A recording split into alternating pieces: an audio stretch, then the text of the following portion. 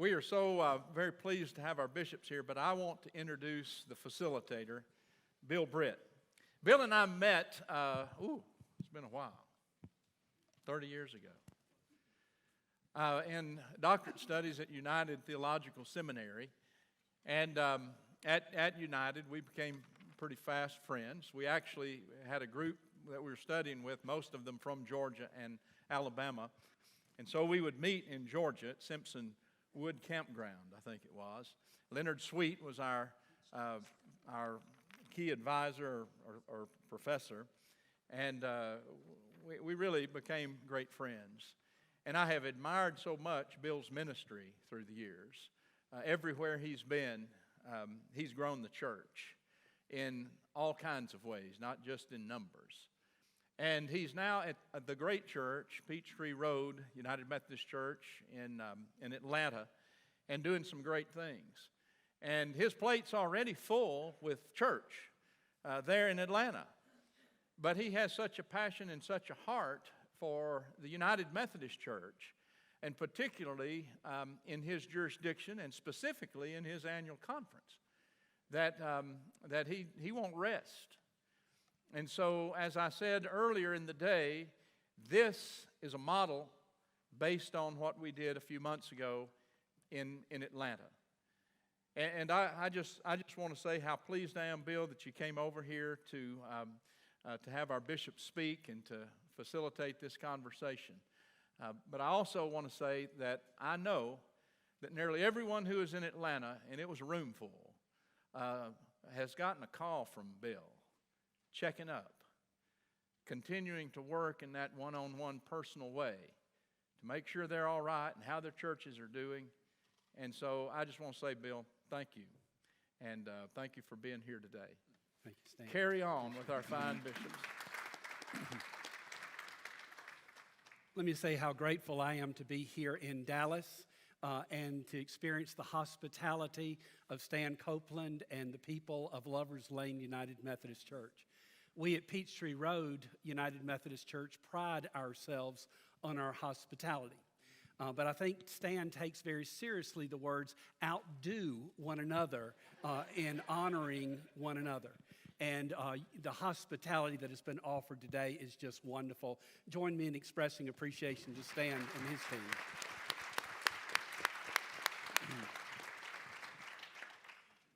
The genesis for this actually kind of goes back, I was thinking about it, it went back to January of 2020. The protocol had just been announced.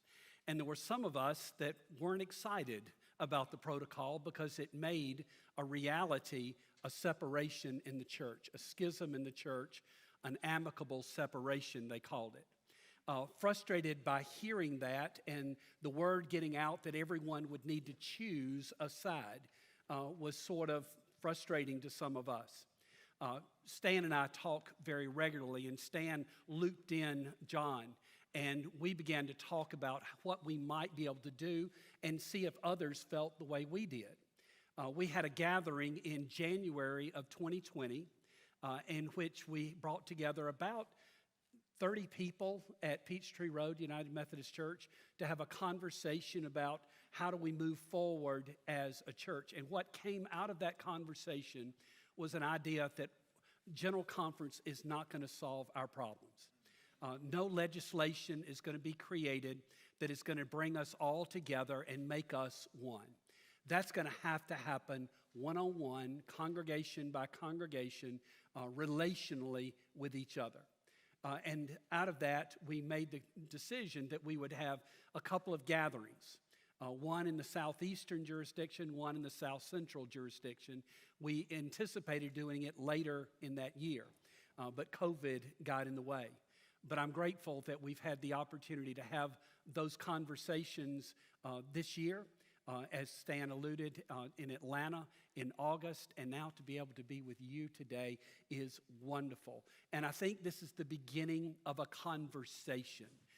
Don't expect anything to come out of this beyond that, except getting groups of people together to talk about our faith in Christ, the Wesleyan covenant that we have with each other, and how to move forward. Your presence here is testimony you want to be a part of that, and I'm grateful to be included today, and I'm grateful for our bishops. I am appreciative that you're here. I think that it's probably the most difficult time in the history of Methodism to be a bishop because people tend to look at the bishops, and whatever wrong with the church, they tend to project that on the bishops. I'm not telling you something you don't already know and experience day after day. I'm going to tell their names to you, let them introduce themselves to you a little more fully, and then I've got some questions, and we'll kind of go from there. And after the questions that I have, we're going to have an opportunity to give you a chance to ask questions. And as Bishop Harvey said to me, they'll give you their opinions. Questions and opinions instead of questions and answers. I like that, Bishop Harvey. So we're delighted to have Bishop Cynthia Harvey with us today. We're happy to have Bishop Ruben Saenz and a new bishop, Bishop David Wilson. Welcome. Bishop Harvey. I'm Bishop Cynthia Fierro Harvey. I currently serve in Louisiana, but heading west back to the Texas Annual Conference. I'm Bishop Ruben Saenz Jr., and I currently serve the Great Plains Conference, and beginning January the 1st, 2022. 22, 20, are we in 23 already? We're in 22. But 2022, I started Central Texas Conference. Yes, I was a coverage bishop. But in January 1st, I get, do you have COVID fog with all the, okay.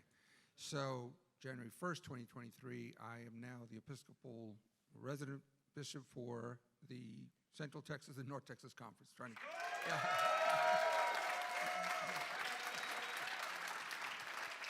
David Wilson, I'm the bishop-elect coming out of the Oklahoma Indian Missionary Conference and heading to the Great Plains Annual Conference.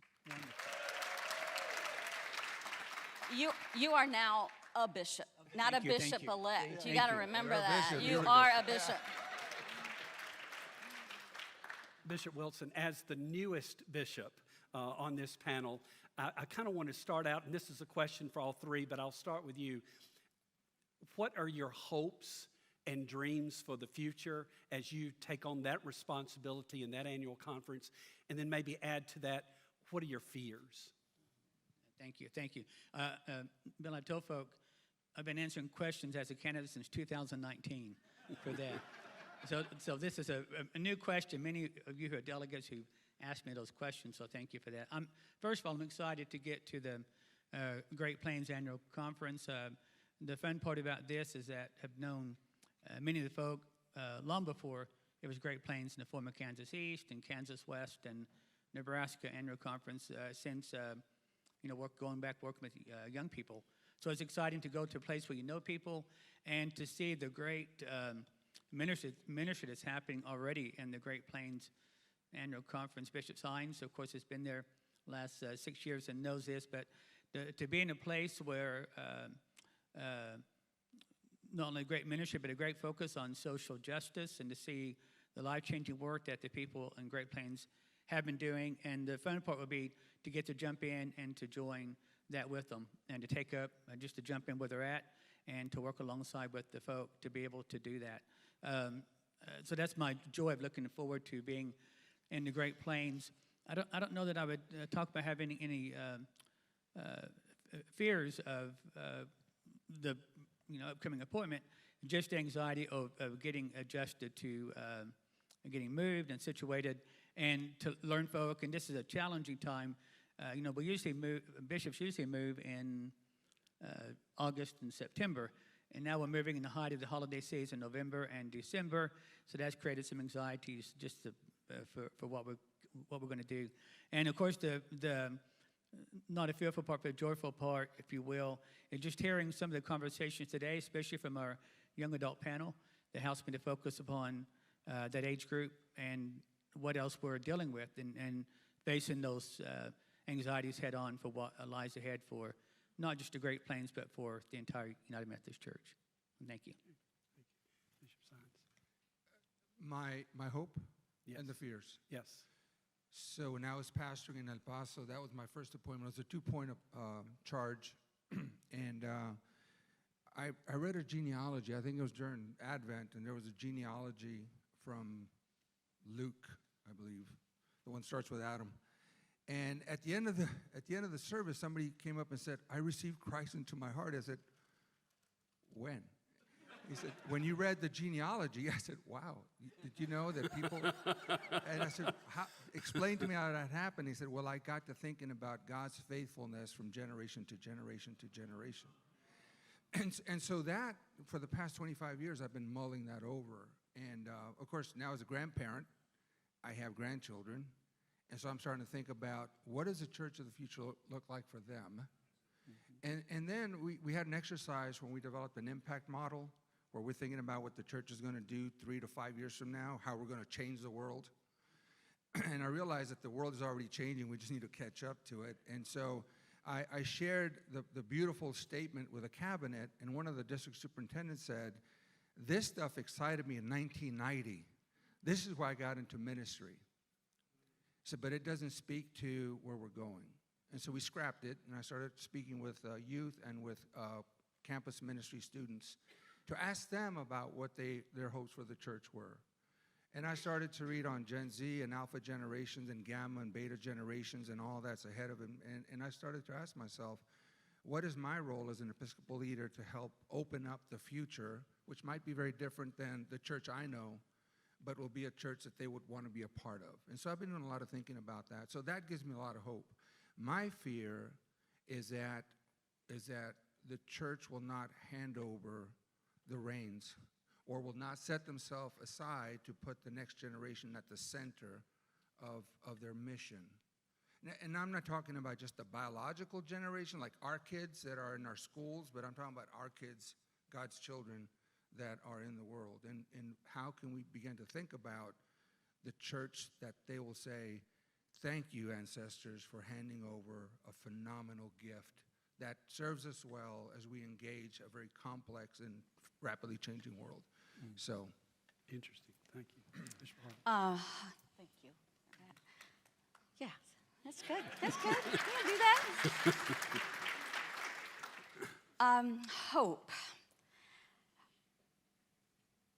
Places like this, conversations like we've had today, give me hope. They're honest, they're raw, they give me hope. I think a lot about right now that we almost have a new canvas to paint here. We have an opportunity. Gil Rendell is a good friend, and he always says you can see this as a problem to be solved or as an opportunity to do something new. I think we're right there. I think we're at that precipice where we can do something new. And that excites me like I cannot even, I haven't even found all the right words yet. But Isaiah 43 is my favorite verse. You know, I'm doing something new. Can you not perceive it? Can you not see it? Some days I want to say, no, I really don't. I don't see anything. But I really think that we're at a place in time, this moment right now. We've not had this opportunity maybe ever before. And so I think now is the moment, and we get to be a part of that. We get to be actors in that story. And I get really charged up when I think about what is possible. Not what we've just been through, but what's ahead of us. I try not to operate out of fear. Making decisions out of fear has never served anybody well. So I would much rather look at the opportunities here. Do I have concerns? Yes. Do I have concerns about serving a divided church? Do I have concerns about serving a divided conference? Yes, yes, yes. But I really believe if the scripture and the promises are true, God is with us. God will equip us, has already, for this moment in time. I've just got to be able to have eyes, ears, heart know where God is leading us in this time. So I have concerns. I wake up at 3:30 every morning, if anybody else does. There's some people in my cabinet that know that. When I send them an email or a text at 3:30, I've already told them, you don't have to respond at 3:30. That's just when I get up. So there are things that wake me up in the middle of the night. But there's more that wakes me up in the middle of the night because I'm excited about where we are. I'm tired of what we've been through. I'm moving on. I am moving on. Very good. I'm going to start with you, Bishop Harvey, because you are the past president of the Council of Bishops, and I know a lot of stuff came the denomination's way on your watch in that office. And one of the things that is still having reverberations in the church is the paragraph 2553 that was approved at the 2019 General Conference. Now, obviously, the thought was it would be ratified in 2020. We would live into it. It would sunset in 2023, at the end of 2023. And because of COVID, everything has become truncated. And there's this great sense of we've got to get something done before that sunsets. And this is a question. I don't know if it's a question in the South Central.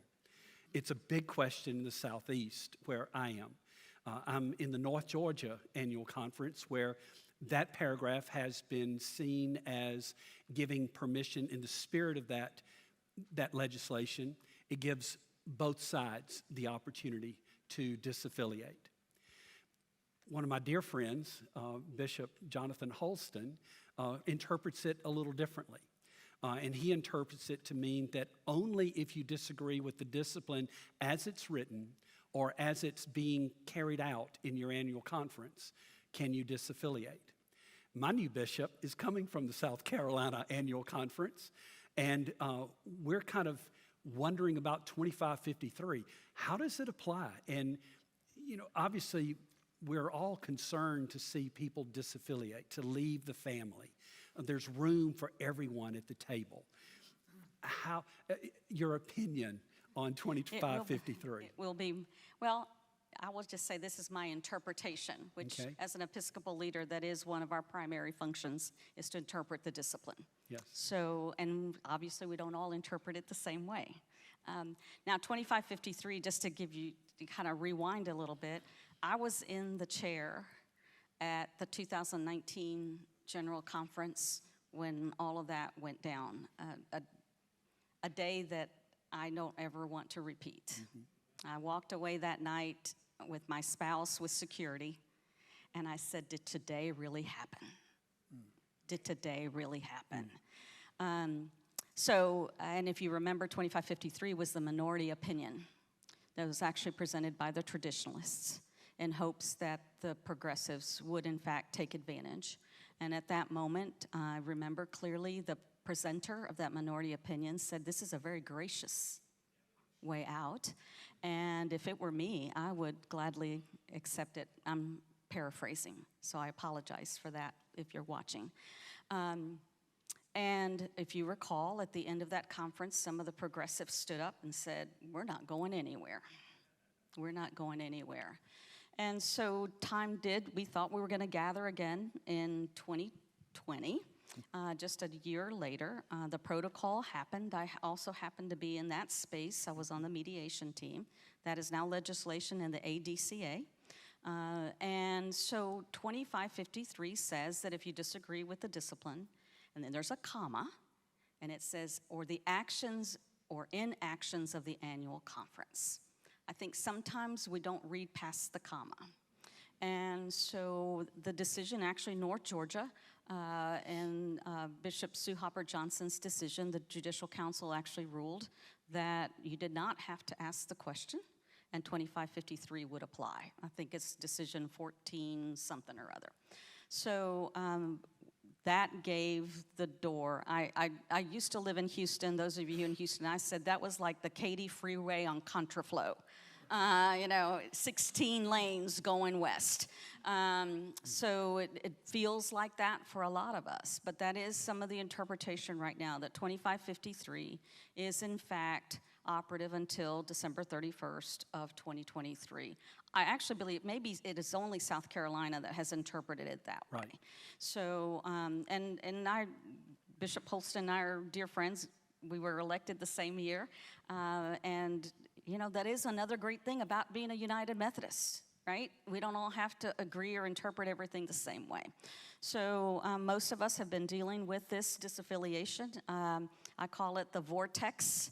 I've been sucked into this vortex of disaffiliation, and there seems to be like the Grand Prix of disaffiliation. Of everybody's got to go before we elected another bishop, and you got to sign a new bishop, and before it sunsets in 23. My hope is that maybe we've seen the largest exit, but I can't guarantee that. I think there's more to come. And I believe if you follow the process, as the process is outlined in 2553, and as each annual conference follows that process, and I'll hand it over here, but I have to say this because of my DSs that are in the room. The very first thing in our conference that you do is you meet with the district superintendent. And that district superintendent meets with the group and says, are you crystal clear that 2553, for these reasons, is why you want to disaffiliate? And usually that then is for us anyway, the signal to take the next step. Nothing happens. No vote is ever taken in Louisiana without first the district superintendent meeting with the church leadership. And no final vote is ever taken without the superintendent calling for a church conference for that vote. So that is the process. There's a lot of other steps in between. But it's got to be clear from the get-go. And I think that's the presenting issue for some people, is they disagree with the issues of human sexuality and the actions and inactions of an annual conference. That's the presenting issue. Then other things come up, like money and property and all that other stuff. But I do believe, in my case, I can say with confidence that the presenting issue of the 69 churches that have disaffiliated in Louisiana, they have followed the process. I can certify that. The DSs will certify that in every way. That's a long answer to your question.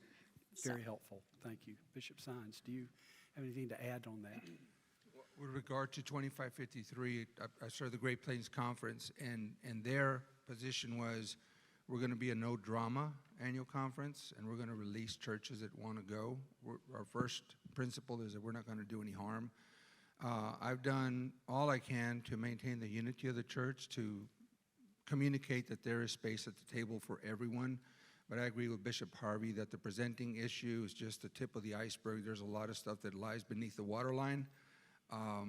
And so I grieve for the churches that have disaffiliated, especially some of the smaller rural churches that we already have issues trying to provide pastoral coverage in those areas.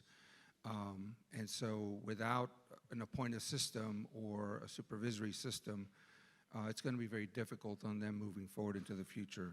And also other churches that have disassociated themselves from the community. The Christian ethic has never been one about rugged individualism. We are a community of faith, and we're stronger together than we are apart. And so as far as now in the Central Texas Conference, the interpretation was like that of the South Carolina, that the actions or inactions of the annual conference had not violated the discipline. So there was a consideration of 2548 as an exit pathway, but then the Judicial Council ruled that that was not a valid exit pathway with the same type of stipulations as 2553, so we reverted back to 2553 and then followed the Judicial Council ruling about, for matters of consciousness, and then just went with that. And so that's where we are right now. Okay. Bishop Wilson, I know you're stepping into disaffiliation, and that's got to be a daunting. How do you see First of all, I'm grateful to be following Bishop Saenz, who's done amazing work around this in the Great Plains Annual Conference. What he's outlined already for the churches that have disaffiliated, so we get to step into a well-formed process, and I appreciate that much. I came out of the Oklahoma Indian Missionary Conference, very small conference, but the cultural context is so different for us. We've had no disaffiliations, only a few conversations, and not to say it won't happen in the future, but that's because, and Bishop Saenz mentioned this, our understanding of the importance of community and relationship. It's so important for indigenous people that we do our best to say how do we work together, how do we stay together. And the relationship that we have with not just with folk in our conference, but across United Methodist Church. And that's been a plus for us as we've looked at what we talked about for disaffiliation. When Bishop Nunn was with us at our annual conference this last summer, like many of you, he spent much time explaining the process, and he says, are there any questions? And no one asked a single question. And so they helped, except for our one Anglo pastor who asked the questions for that, which told us a lot about what I suspected from our culture, that the folk who are looking at how do we continue to stay together, pray together, and look ahead to our future of how we can make space for all at the table. Interesting. Very good. There's a saying, never let a good crisis go to waste. And we're at a crisis time. Mike Slaughter said a long time ago that renewal is God-breathed, not program-planned. And we believe that. And so I think it happens at the local church. But there seems to be an opportunity to, as Bishop Harvey, you has said, we stand in an opportune time. And I'm just kind of wondering what reform. We all believe we need reform. I happen to think that the GMC has some good ideas. And maybe some of those should be implemented in a reformed United Methodist Church. Bishop Saenz, what would you suggest that maybe we do? Maybe boards and agencies, or I'll start there. Anything you see there? At one time, there was kind of a homogeneous ethos throughout the U.S. Where a standardized program could fit in many different contexts. And since the 60s and beyond, there's been an atomization of society. And so now you have not only cultures, you have subcultures, then you have microculture underneath those subcultures. And so I do think that the creative edge for the church needs to be at the local level, because that's where the experts are, and that's where the learning happens. And so the role of the general agencies needs to shift from the programmatic arm to more of a resourcing and support arm. So I would just say that with relationship to the general agencies. I do think that a lot of annual conferences are addressing the concerns that the general agencies address already organically in their conferences based on their context for ministry. Other reforms I can see happening are in our ordination process. I think this is an opportunity to really bring in people that are not in our Sunday school classes. We need a younger, more diverse, more astute, more streetwise type of clergy. And so when I look at some of our churches and we see a rapidly diversifying United States context, and I see that the United Methodist Church is becoming increasingly homogeneously, racially, ethnically white. And for example, the Hispanic Latino population in the United Methodist Church is at 70,000, and that's using clergy numbers. But we that is 1/10 of 1% of the United Methodist denomination. The Native American population is almost absent. The African American population down from 6% to 4 to 3. So these communities of color are decreasing at a time when our nation is rapidly diversifying. And so I think that is the greatest issue facing the United Methodist Church as we move forward. that we've kind of priced ourselves out of the market, and some people cannot afford to be United Methodist. And so we need to really think about how we can be in ministry with all people and not dismiss 90% of the population because of socioeconomic reasons or racial ethnic reasons. And so now, Deming says that every system produces what it's designed to produce. So there's for me, the deeper question is, what is it about the way we do church that people are saying no to? Because they are, with their presence, with their prayers, with their gifts, their service, and their witness. They're just saying, I don't want that. So for me, the adaptive question is, what do we need to reform within ourselves and our self-understanding and the way that we set up our processes so that it becomes truly open? We have an open table of communion and of grace, and I think we have the best anthropology and best theology that any denomination can offer. But how can we express that in a way that wins the hearts and minds of the people that are not yet part of the movement that we are and need to become? Can I add a little bit? I would love for you to. Obviously, I agree with everything Bishop Saenz has said. I think maybe it was Dr. Dixon Hall that said this. I really think that we've got to look at an entrepreneurial spirit in our clergy, innovation. I expect people to go to seminary and be able to exegete the Gospel of Luke. That's an expectation.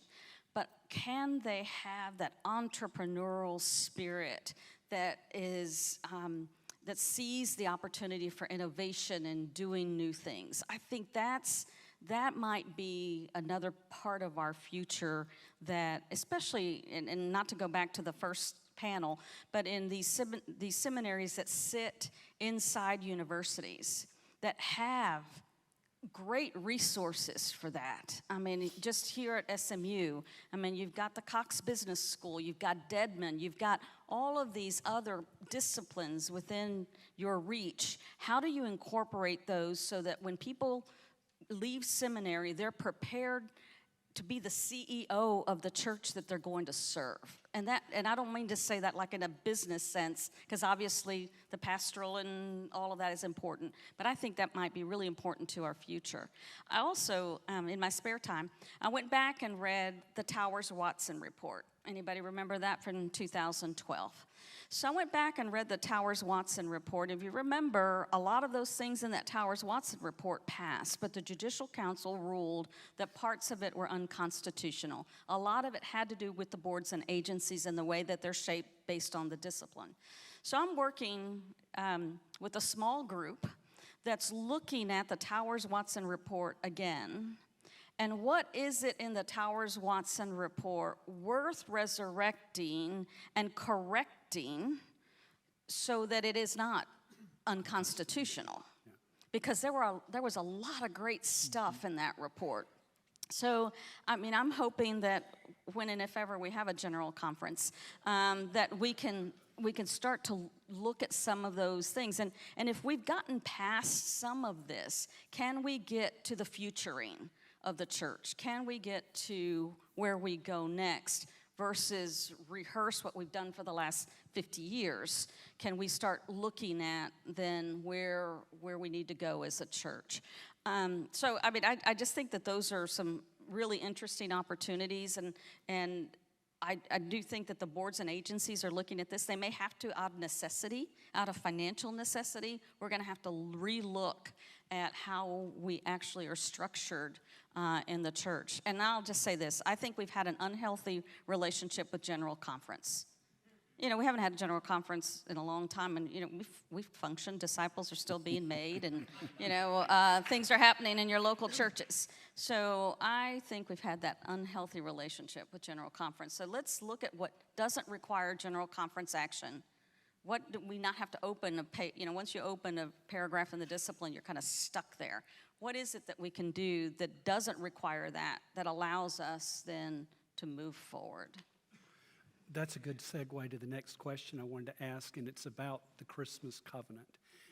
The proposed coming from the and I don't know who on this panel knows best or would love to give me a thought on that. They're looking at me. The Christmas covenant actually is legislation along with a lot of other things that are related to restructuring. The Christmas covenant was actually brought to us from the Central Conferences.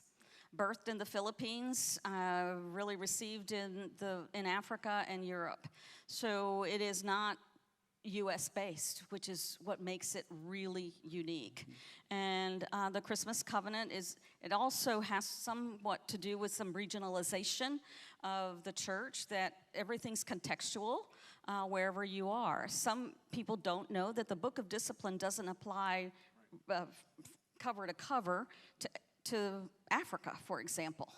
And so there are parts that are already that way. So what if the U.S. was a central conference of its own, and this overlaps with the other legislation that's before us from this connectional table on this. But it's similar in nature of how do we contextualize the work, and what might work in Africa doesn't work in the Philippines, and what happens in the Philippines doesn't necessarily work in Dallas, Texas.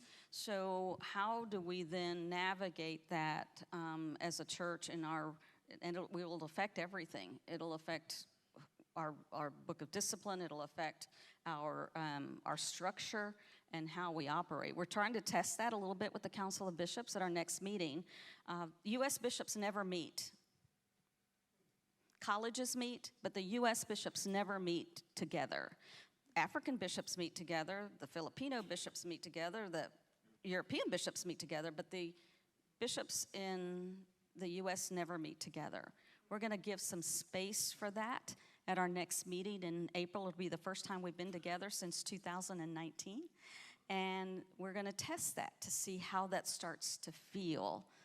That's not disciplinary or anything. That is just how we will actually create an agenda to allow for those spaces. Picking up on that, Bishop Saenz, if we went to a regional, if North America was a region, is it one, is it two, or is it more? And is it geographical, is it theological? I don't know. I'm very curious about where we're heading along those lines. Your sense? My opinion? Yes. I don't know. There's been conversation about jurisdictions. Of course, all boundaries are artificial.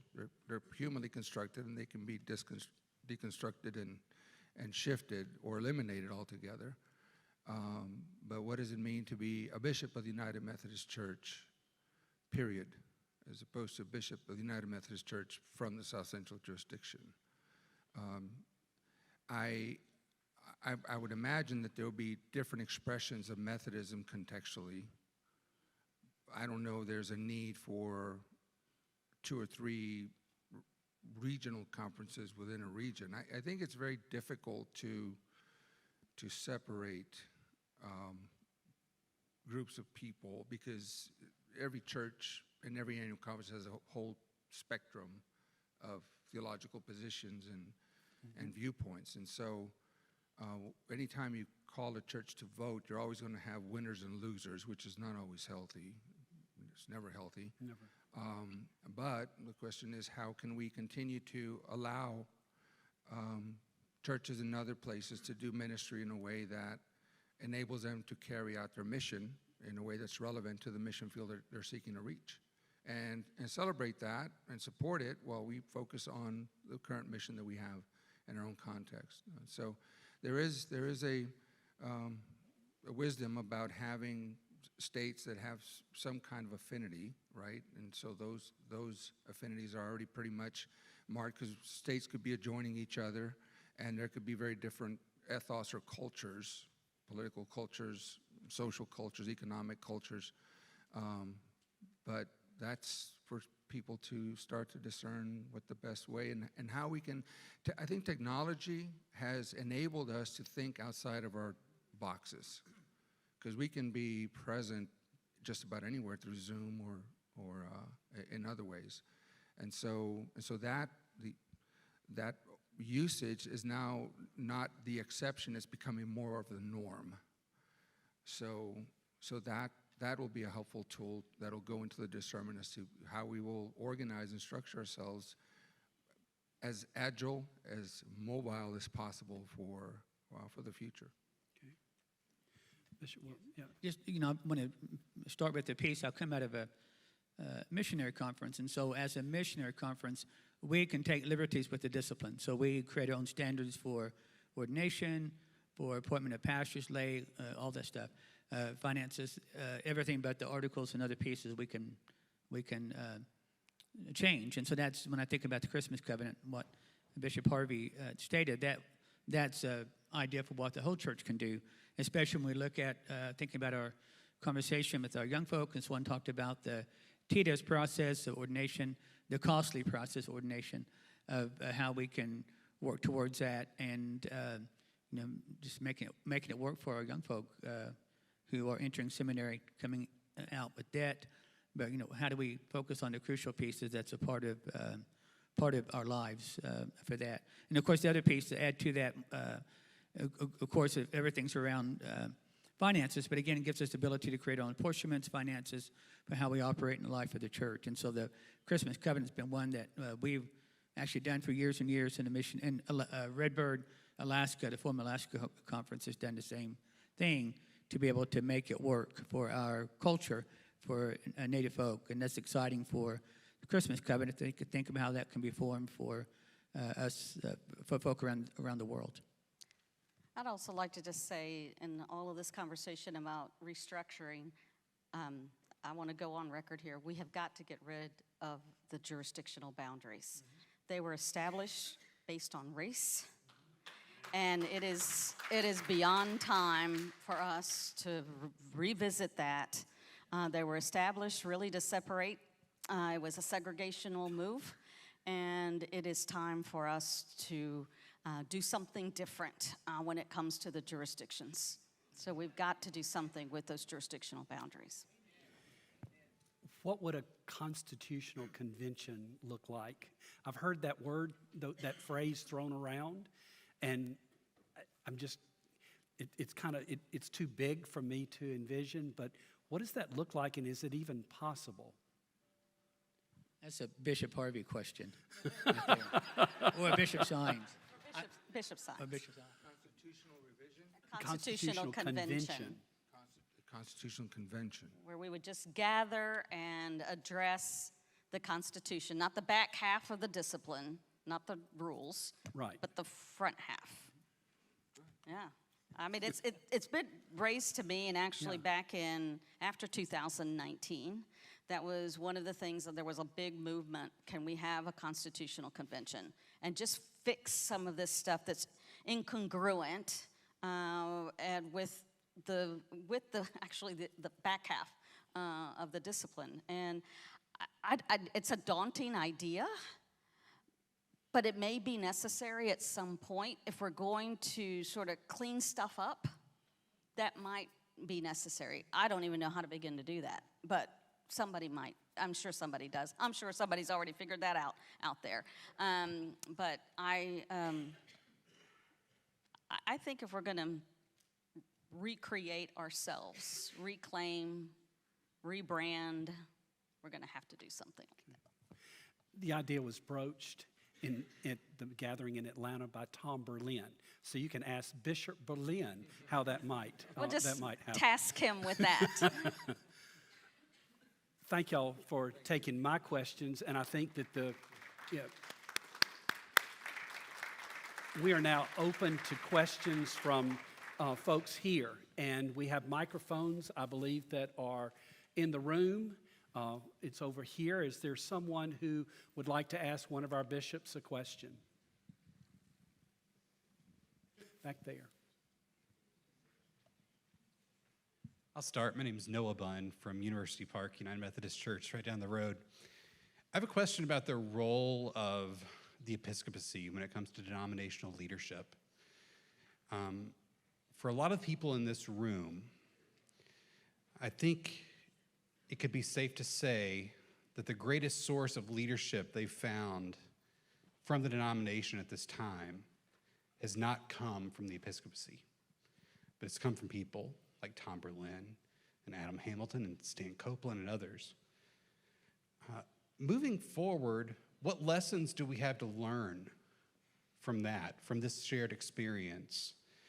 And aside from how the structures of our conferences or our boards might change, what kind of reform is needed in the Episcopacy and the role of it to effectively lead the denomination into writing the next chapter of our story?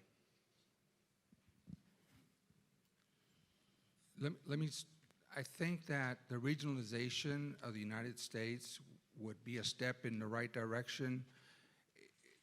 Anytime a statement is made by a U.S. bishop, the Filipino bishops, the African bishops, and the European bishops have got to deal with that. And so while the statements or the leadership of the U.S. bishop is basically U.S.-centric, it does have a global impact because we are structured as a global church.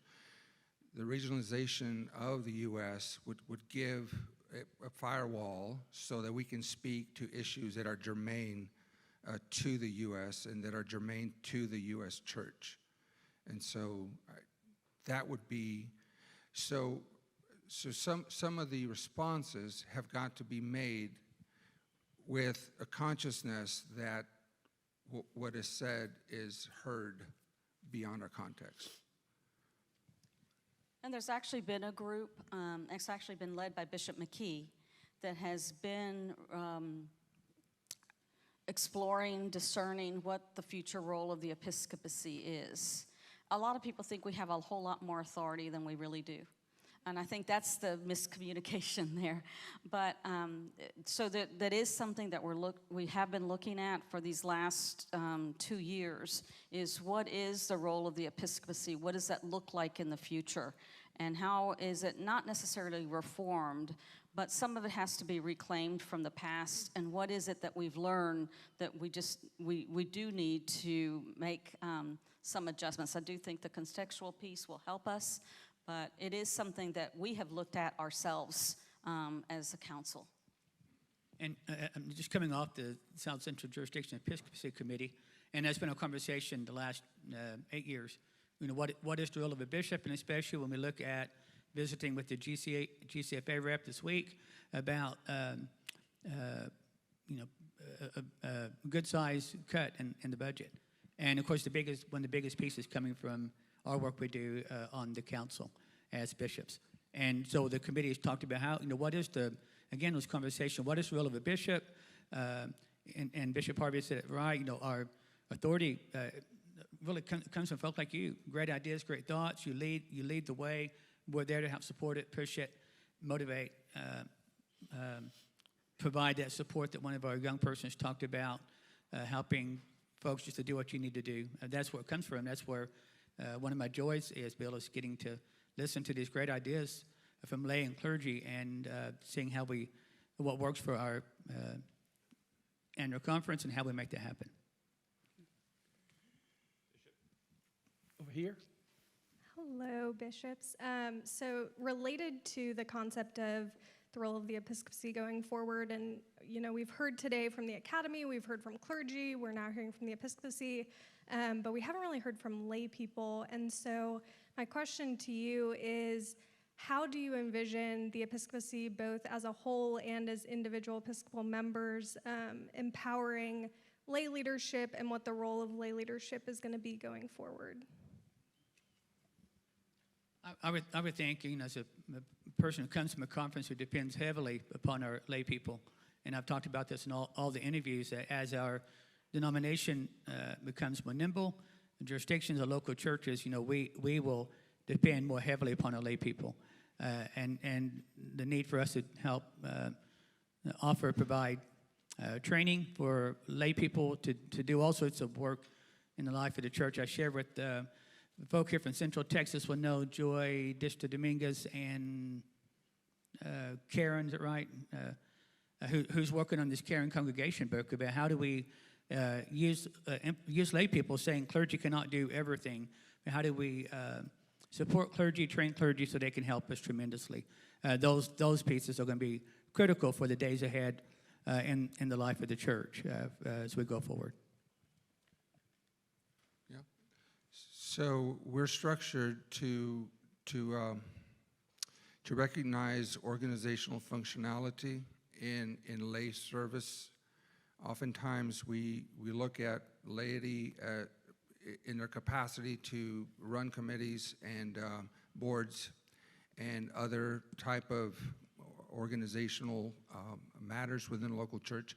I think we need to get back to a more robust understanding of the apostolic role of laity, the evangelical role of laity, the teaching, the prophetic role of laity, and also the pastoral side of laity.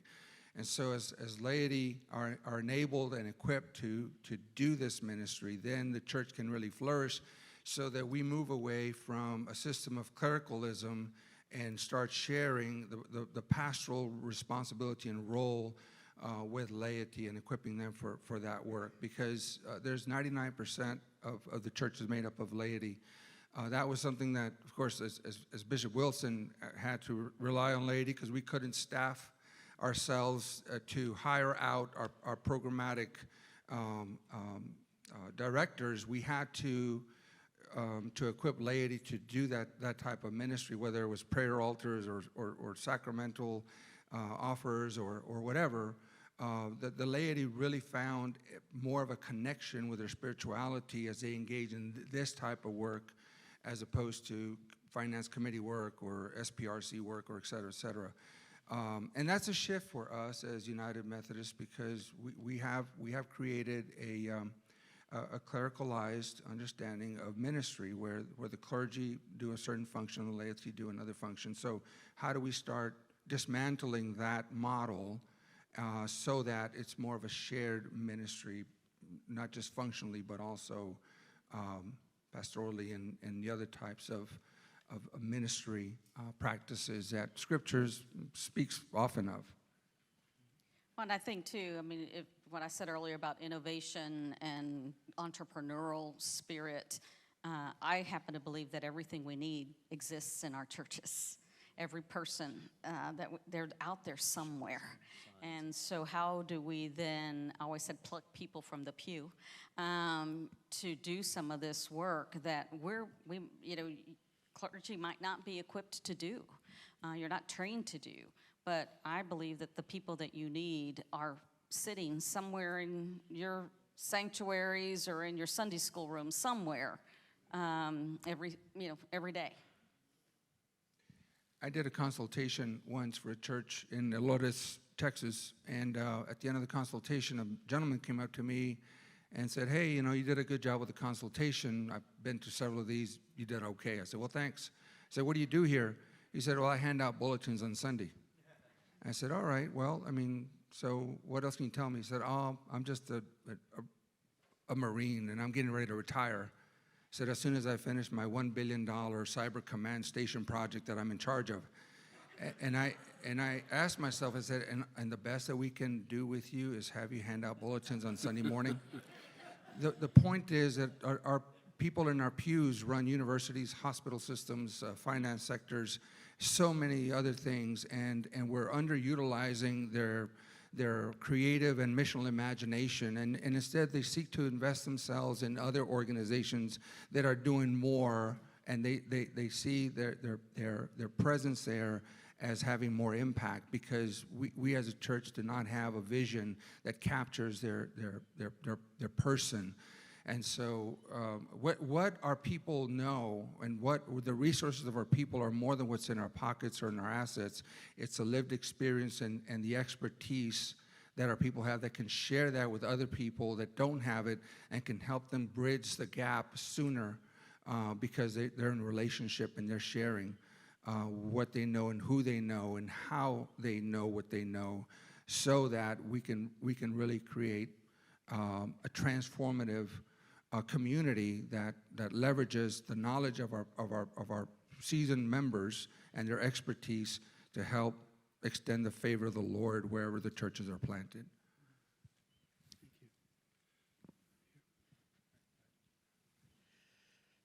Thank you all so much for addressing our questions and making space for us at these tables to be part of your table. I want to ask a question to tandem with the laity.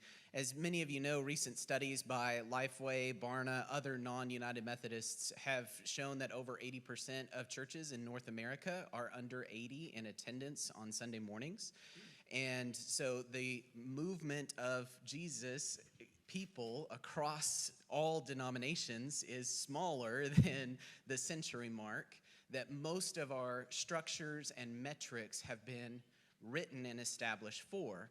And so I was wondering, what sort of initiatives could we expect from the Episcopacy or from our general boards as you talk about restructuring that will address the reality that the majority of congregations, whether they're United Methodist or otherwise, are based off of models that operate very missionally and evangelically under that 100 century average worship attendance mark, particularly in the context of the fact that we have online church worship now, as well as post-COVID, where we're continuing to space out. If you could talk about some initiatives from the Episcopacy in that direction.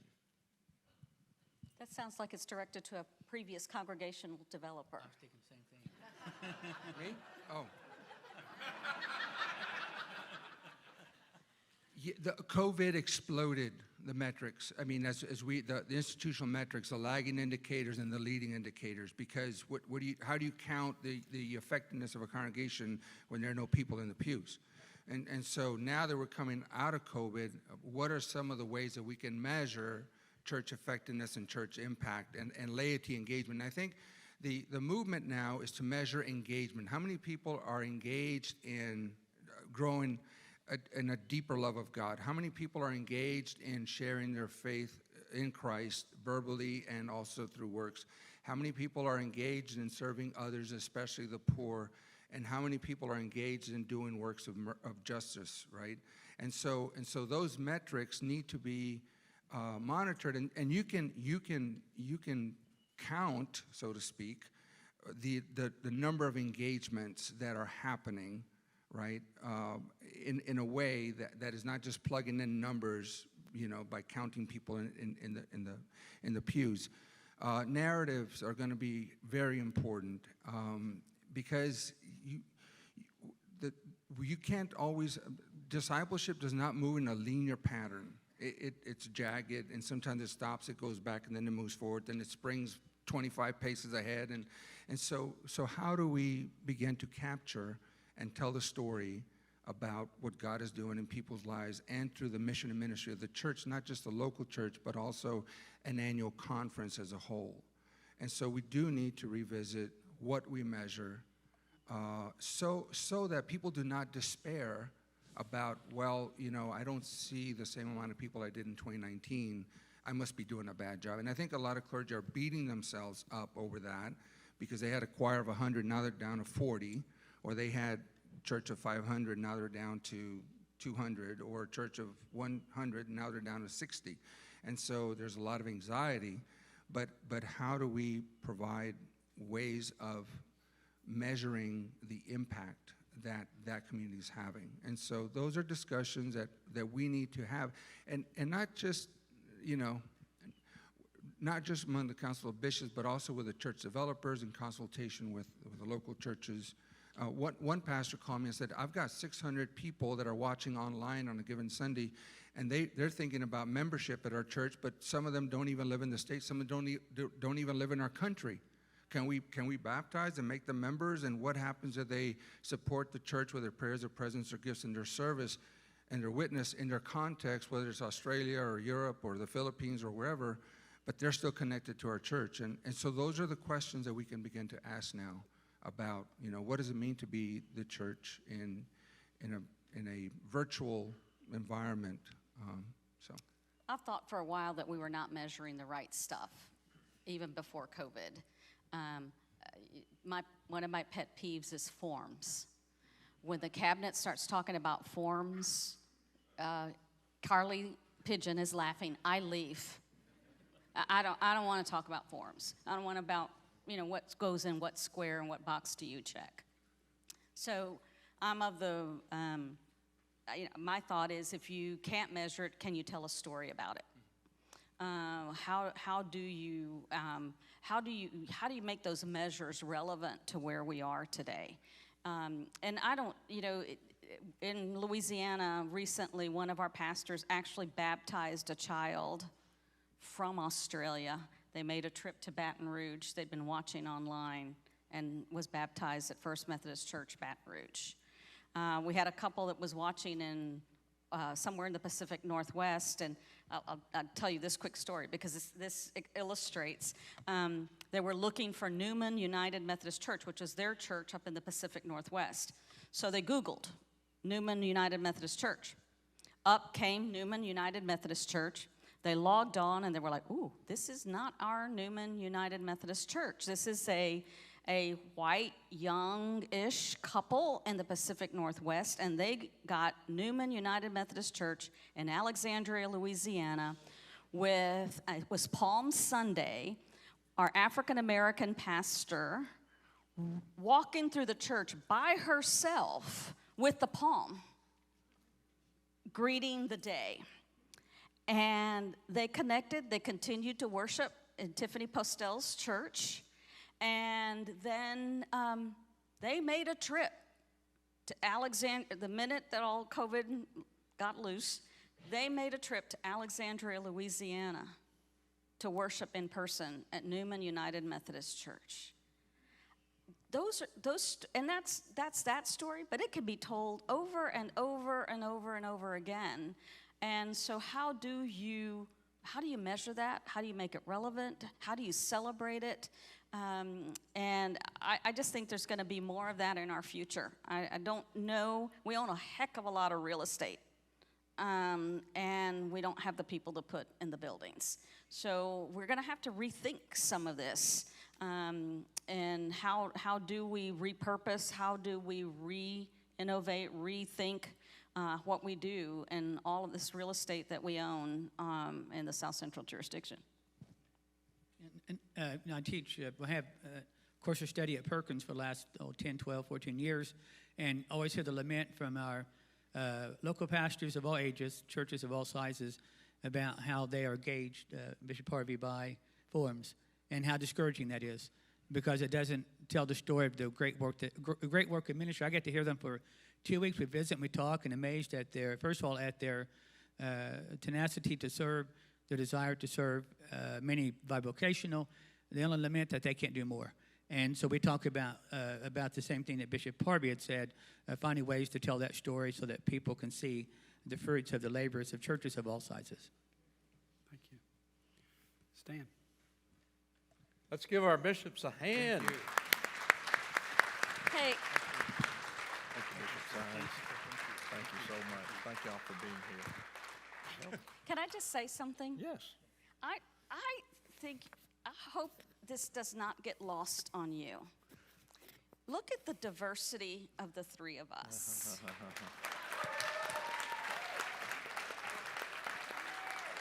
You know?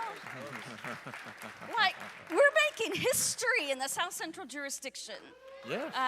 And here, you've got two Hispanic Latinos, the first Native American ever to be elected to the Episcopacy, a female person of color. This is a long time coming for the South Central jurisdiction, Yes. and I don't want it to be lost on this Right. group.